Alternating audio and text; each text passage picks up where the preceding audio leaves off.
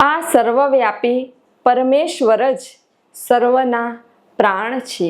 જેવી રીતે આ શરીરની બધી જ ક્રિયાઓ પ્રાણ દ્વારા થાય છે, તેવી રીતે આ વિશ્વ બ્રહ્માંડમાં પણ જે પણ કાર્ય થઈ રહ્યું છે તે બધું જ પરમાત્માની કૃપાથી જ થાય છે, પરમાત્માની શક્તિ દ્વારા જ થાય છે, પરમાત્માની સત્તાથી જ થાય છે।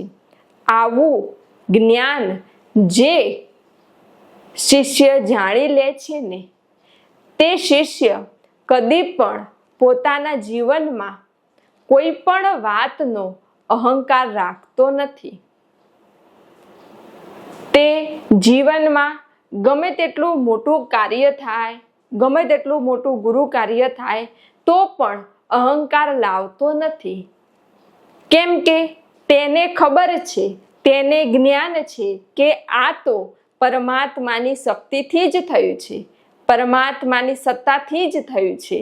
કેમ કે એને ભીતર પરમાત્માની અનુભૂતિ કરેલી છે, એટલે એને એ ખબર છે કે હું તો નિમિત્ત માત્ર જ છું। આવો શિષ્ય કદી પણ પોતાનો અહંકાર વધારવા માટે વધારીને વાતો કરતો નથી, કોઈ મસ્કા મારતો નથી, જૂઠું બોલતો નથી।